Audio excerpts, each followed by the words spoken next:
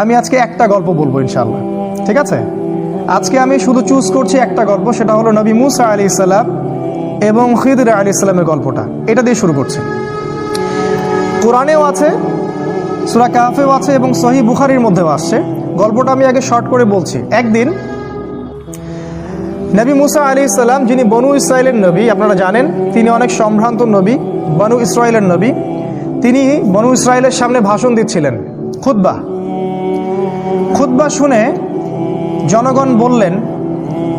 জনগণের মধ্যে একজন বললেন যে বাহ, আপনি তো খুব চমৎকার খুতবা দিলেন, মনে হচ্ছে আপনি পৃথিবীর সবচেয়ে জ্ঞানী মানুষ। মুসা আলাইহিস সালাম বললেন, হ্যাঁ আমি পৃথিবীর সবচেয়ে জ্ঞানী মানুষ। কি বললেন? হ্যাঁ আমি পৃথিবীর সবচেয়ে জ্ঞানী মানুষ। তিনি বলতে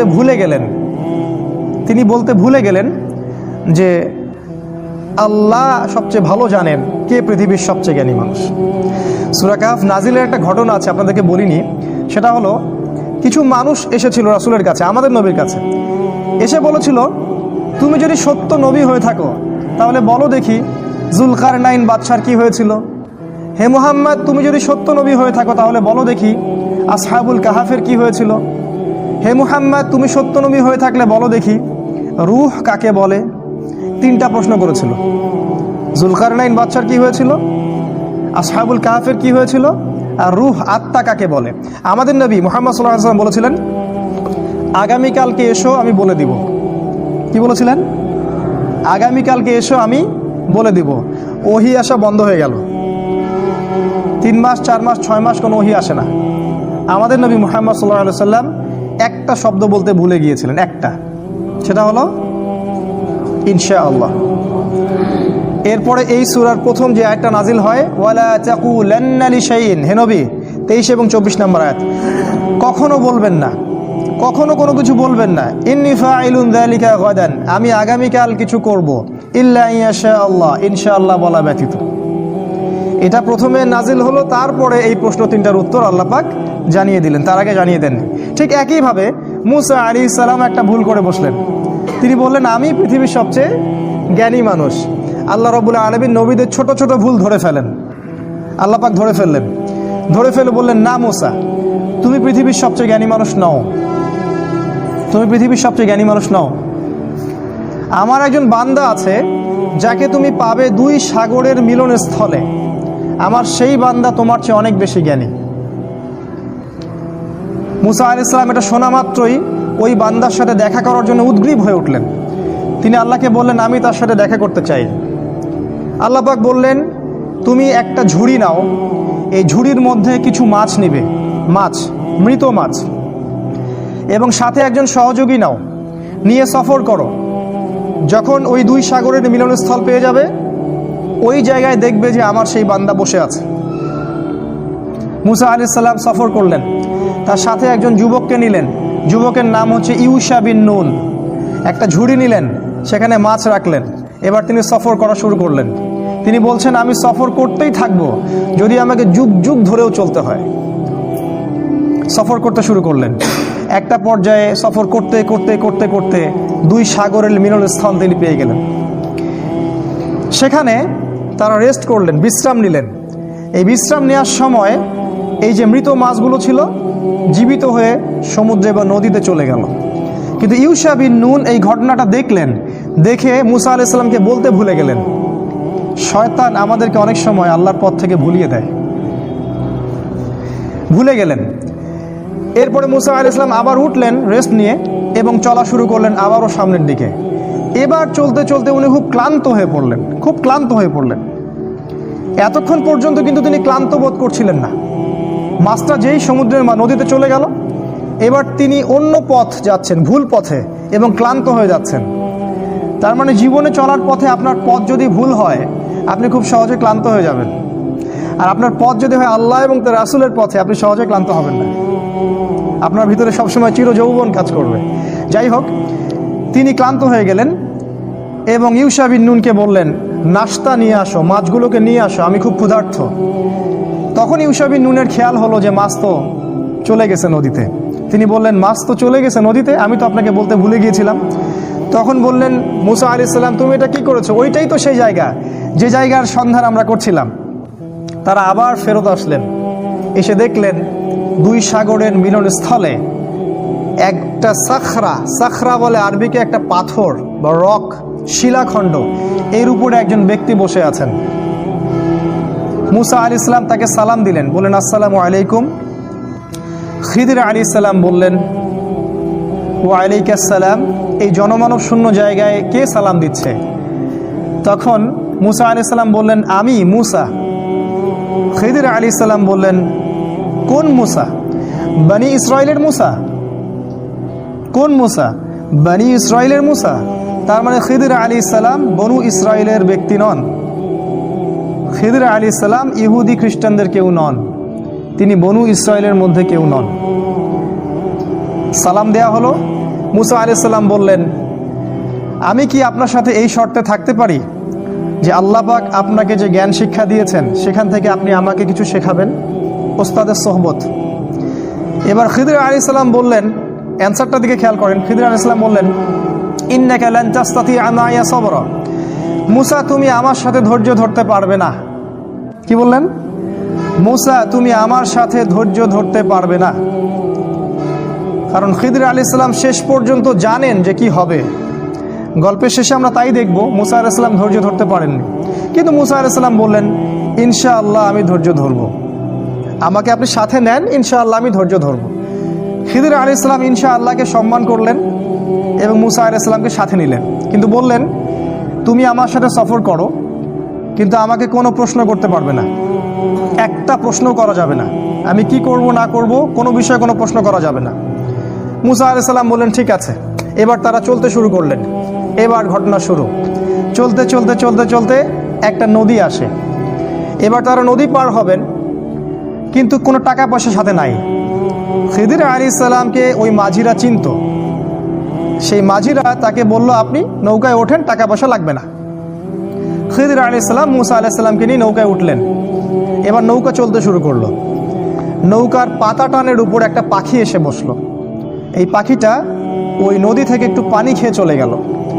এই দৃশ্যটা দেখে খিদির আলাইহিস সালাম বললেন হে মুসা, এই যে পাখিটা যতটুকু পানি এই নদী থেকে খেয়ে চলে গেল, ওই অতটুকু পানি হচ্ছে তোমার আর আমার জ্ঞান।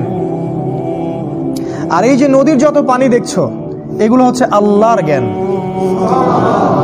আল্লাহর জ্ঞানের তুলনায় মানুষের জ্ঞান এতটুকু সামান্য, যতটুকু ওই যে পাখিটা যতটুকু পানি খেয়ে গেছে অতটুকু। যাই হোক, নৌকা চলতে থাকলো। এক পর্যায়ে একটা ঘটনা ঘটলো যে খিদির আলাইহিস সালাম একটা কুড়াল নিলেন। কুড়াল নিয়ে নৌকার যে পাতা টান নিচে একটা ফুটা করে দিলেন। এবার এই দৃশ্য দেখে মুসা আলাইহিস সালাম বললেন আপনি এটা কি করলেন? যারা বিনা পয়সায় আমাদেরকে সফর করালো, আমাদের উপকার করলো, ওই বেচারা গরিব মানুষের এই একমাত্র সহায় সম্বল নৌকাটা আপনি ফুটা করে দিলেন। আপনি তো লাকাদ জিতা শাইআন ইমরা, আপনি তো বিশাল একটা ভয়ঙ্কর কাজ করলেন, গুনার কাজ করলেন আপনি একটা। তখন খিদির আলাইহিস সালাম বললেন আলাম আকুল ইন্নাকা লান তাসতাতিআ মাইয়া সাবরা। হে মুসা, আমি কি তোমাকে বলিনি তুমি আমার সাথে ধৈর্য ধরতে পারবে না? মুসা আলাইহিস সালাম বললেন আমাকে ক্ষমা করে দিন, আমি ভুলে গিয়েছিলাম, এরপরে ইনশাআল্লাহ আমি আর কোনো কোশ্চেন করব না। তারা আবার চলতে লাগলেন। চলতে চলতে চলতে চলতে একটা বাচ্চার সাক্ষাৎ হলো। বাচ্চা, ছোট বাচ্চা, গোলাম। কোরআন বলেছে গোলামান ফাকাতালাহ। খিদির আলাইহিস সালাম বাচ্চাটাকে হত্যা করলেন। এটা তো আরো ভয়ঙ্কর ব্যাপার। নৌকা ফুটা করা কোথায় আর বাচ্চা হত্যা করা কোথায়? আর মুসা আলাইহিস সালাম নিজেও কিন্তু মার্ডার কেসের আসামি। এটা কি জানেন? মুসা আলাইহিস সালাম কিন্তু একটা ব্যক্তিকে এক ঘুষি দিয়ে হত্যা করে ফেলছিলেন ভুলবশত। মুসা আলাইহিস সালাম এবার বললেন ইন্নাকা লাকাদ জিতা শাইআন নুকরা, আপনি মহা একটা অপরাধ করলেন, এটা আপনি নিরপরাধ একটা শিশুকে হত্যা করলেন। খিদির আলাইহিস সালাম বললেন আলাম আকুল লাকা ইন্নাকা লান তাসতাতিআ মাইয়া সাবরা, আমি কি তোমাকে বলিনি হে মুসা তুমি আমার সাথে ধৈর্য ধরতে পারবে না? এবার মুসা আলাইহিস সালাম সর্বশেষ অজুহাত দিলেন, দিয়ে বললেন আমি যদি আর একটা কোশ্চেন করি তাহলে আমাকে আর সাথে নিয়েন না, এবার লাস্ট চান্স, আর একটাও কোশ্চেন করবো না ইনশাআল্লাহ। তারা আবার চলতে লাগলেন। চলতে চলতে একটা গ্রাম আসলো। সেই গ্রামের মানুষগুলো ছিল একটু আমাদের নিউ ইয়র্কের মানুষের মতো আর কি, অনেকটা আমাদের এখন ঢাকা শহরের মতো, মেহমানদারি করতে চায় না। মেহমান আসলে বিরক্ত হয়। তারা মেহমানদারি করতে চাইল না। তারা মুসা এবং খিদিরকে কোনো খাবারও দিল না, কোনো পানিও দিল না, সামান্যতম সৌজন্য বোধটুকু তারা দেখালো না। কিন্তু খিদির আলাইহিস সালাম দেখলেন ওই গ্রামের একটা বাড়ির দেয়াল ধসে পড়ে আছে, একটা দেয়াল পড়ে গেছে। খিদির আলাইহিস সালাম নিজে কষ্ট করে এই পুরো দেয়ালটা তৈরি করলেন, ইট পাথর যা যা লাগে তাই দিয়ে তিনি দেয়ালটা তৈরি করলেন। তৈরি করে আবার সেটাকে নতুন জায়গায় রিপ্লেস করলেন। এই দৃশ্যটা দেখে মুসা আলাইহিস সালাম বললেন, আপনি চাইলে তো কিছু পারিশ্রমিক নিতে পারতেন, এত কষ্ট করলেন, ওরা আমাদেরকে খাবারও দিল না, পানিও দিল না, আপনি ওদের কাজ করে দিলেন, একটু তো সামান্য নাস্তার টাকা নিতে পারতেন। খিদির আলাইহিস সালাম বললেন, হ্যাঁ দা ফিরাকু বাইনি ওয়া বাইনিক, এই হলো তোমার আর আমার ফেরক, রাস্তা আলাদা, এখন যাও। তুমি চুক্তি ভঙ্গ করছো 3 বার, রাস্তা আলাদা। আমাদের নবী মুহাম্মদ সাল্লাল্লাহু আলাইহি ওয়াসাল্লাম বলেছিলেন এক হাদিসে, যদি মুসা আলাইহিস সালাম ওই দিন প্রশ্নগুলো না করতেন তাহলে অনেক কিছু শেখা যাইতো। যাই হোক, 3টা শর্ত লঙ্ঘন হলো। মুসা আলাইহিস সালামকে তিনি আর সাথে রাখলেন না, তবে বললেন তুমি চলে যাও, কিন্তু যাওয়ার আগে আমি তোমাকে 3টা এই যে ঘটনা ঘটলো এর তাউইল বা ব্যাখ্যা, ইন্টারপ্রিটেশন তোমাকে আমি জানাই দেবো আমি কেন করেছি। তিনি বললেন, ওই যে প্রথম নৌকাটা আমি ফুটা এই জন্য করেছি যে কারণ ওই নৌকার পিছনে ছিল একটা জলদস্যুর দল। ওই জলদস্যুর দল যদি এই নৌকাটাকে দেখতো, নৌকাটা খুব ভালো সুন্দর, তাহলে সেই নৌকাটা তারা হাইজ্যাক করত। আমি নৌকাটা ফুটা করে দিয়েছি, এই ত্রুটিযুক্ত নৌকাটা তারা নিবে না, তারা ত্রুটিযুক্ত কোনো নৌকা নিবে না, নষ্ট নৌকা তারা নিবে না। যদি নৌকাটা ভালো থাকতো তাহলে ওরা ওই গরিব মাঝির শেষ সম্বলটুকু ছিনিয়ে নিয়ে চলে যেত। তোমার কাছে মনে হয়েছে আমি ক্ষতি করেছি, কিন্তু আমি পরোক্ষভাবে ওর উপকার করেছি, সেটা তুমি সবর করতে পারোনি। আর দ্বিতীয় যে বাচ্চাটাকে আমি হত্যা করেছিলাম, আমি এই জন্য হত্যা করেছিলাম যে আল্লাহ আমাকে জানিয়ে দিয়েছিলেন এই বাচ্চাটা যখন বড় হতো সে অনেক বড় একটা কাফের হতো, এবং সে নিজেও কুফরি করত, অন্যদেরকে কুফরিতে আহ্বান করত, এমনকি তার বাবা মাকেও সে কাফের বানিয়ে ছাড়ত। আল্লাহ পাক আমাকে আদেশ করেছিলেন, তাই আমি তাকে হত্যা করেছি। আর আল্লাহ পাক এই বাচ্চার বদৌলতে ওই বাবা মাকে আরও ভালো ভালো সন্তান সন্ততি দিবেন। এই হলো দ্বিতীয় প্রশ্নের উত্তর। আর তৃতীয় প্রশ্নটা কি? ওই যে আমি দেয়ালটা নির্মাণ করলাম, তোমার কাছে মনে হলো যে আমি অযথাই পরিশ্রম করলাম, তো আল্লাহ আমাকে জানিয়ে দিয়েছিলেন যে ওই দেয়ালটার নিচে ওই বাড়ির 2টা এতিম বাচ্চার সম্পত্তি লুকানো আছে। ওই বাড়ির 2টা এতিম বাচ্চার সম্পত্তি ওই দেয়ালের নিচে লুকানো আছে, গুপ্তধন। আল্লাহ পাক চাইলেন আমি দেয়ালটা নির্মাণ করে দেই, ওই বাচ্চারা যখন বড় হবে তখন তারা এই সম্পত্তিটা পাবে। আর দেয়াল যদি নির্মাণ না করতাম তাহলে অন্যেরা ওর সম্পত্তি লুট করে নিয়ে যেত, তারা ভোগ করতে পারতো না। এই হলো 3টা ঘটনার তাউইল, যে ব্যাপারে তুমি সবর করতে পারোনি। খিদির আলাইহিস সালাম সম্পর্কে আল্লাহ পাক বলেছেন, আমি খিদিরকে 2টা গুণ দিয়েছিলাম, জাস্ট 2টা গুণ। এটা বলে শেষ করছি, খিদিরকে আমি 2টা গুণ দিয়েছিলাম, আমাদেরকে এই 2টা গুণ অর্জন করতে হবে। আল্লাহ পাক বলেছেন, আমি তাকে আমার পক্ষ থেকে রহমত দিয়েছিলাম, মানে সে মানুষের প্রতি খুব দয়ালু ছিল। আর তিনি বলেছেন আল্লাহ পাক, ওয়াল্লামনা মিন লাদুন্না ইলমা, আমি আল্লাহ আমার পক্ষ থেকে খিদিরকে জ্ঞান শিখিয়েছিলাম। তাই এই জামানায় খিদির আলাইহিস সালামের মতো হয়ে এই রাতের অন্ধকার দূর করে সোনালি সকাল আনতে হলে আমাদেরকে যেমন 2 চোখ দিয়ে দেখতে হবে, একই সাথে দয়ালু হতে হবে, এবং আল্লাহর পক্ষ থেকে যে জ্ঞানের উৎস, ওই উৎসের কাছে আপনাকে ফিরে আসতে হবে। ইনশাল্লাহ তখনই দেখা যাবে আমরা শেষ জামানাকে ডিল করতে পারবো, খিদির আলাইহিস সালামের মতো হতে পারবো, যাকে আল্লাহ রাব্বুল আলামিন শেষ জামানার স্কলার রূপে তুলে ধরেছেন। আল্লাহ পাক আমাদের সবাইকে কোরআন এবং হাদিস অনুযায়ী আমল করার তৌফিক দান করুন। আল্লাহুম্মা আমিন।